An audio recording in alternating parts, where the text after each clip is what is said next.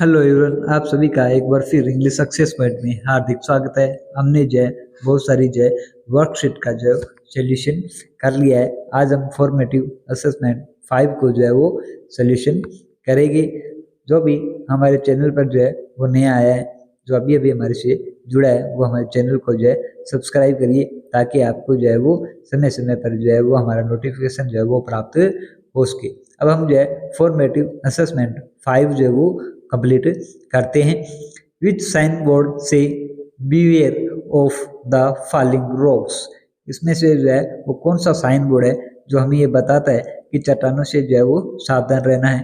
तो इसमें जो है ये फर्स्ट वाला जो हो जाएगा ये सही होगा।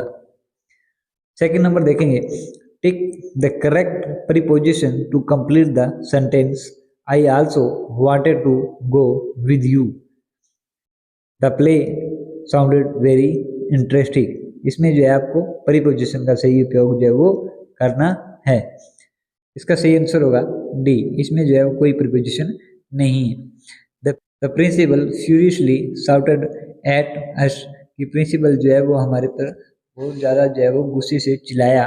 What does the word furious means here, यहाँ पर जो है फ्यूरियस का मीन जो है वो क्या है, क्या इसका अर्थ जो है वो काइंड है, काम है, एंग्री है या हैप्पी है। तो इसका सही जो होगा वो है angry. In which season do the leaves fall from the trees, वो कौन सा सीजन है जिसमें जो है वो ट्रीज से जो है पत्तियां गिरना शुरू होती है।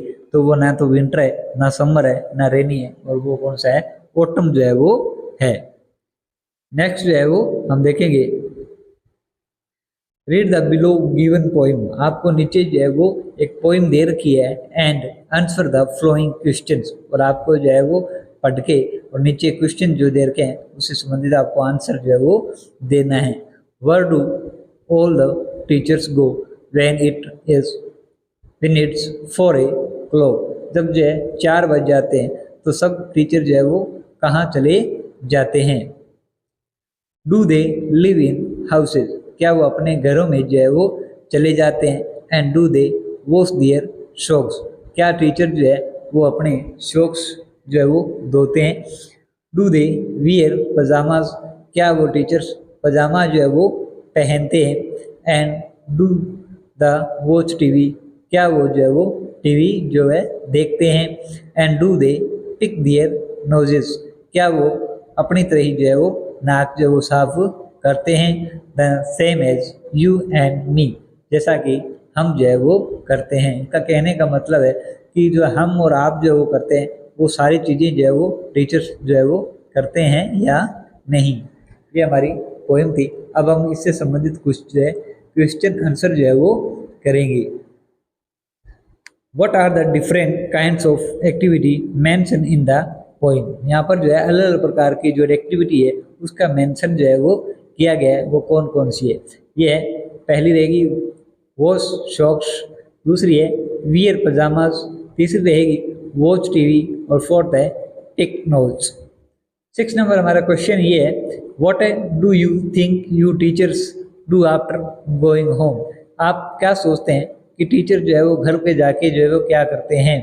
आई think our teachers read book and watch TV, मेरा मानना है कि हमारे टीचर जो है वो घर जाके रीड बुक करते हैं, यानी कि रीड पुस्तक पढ़ते हैं, एंड वॉच टीवी, और टीवी भी शायद देखते हैं। Look at the given pictures and answer the flowing question, आपको जो है एक पिक्चर दे रखी है और इससे संबंधित आपको जो है कुछ क्वेश्चन जो है किए जाएंगे, उसका आपको आंसर करना है।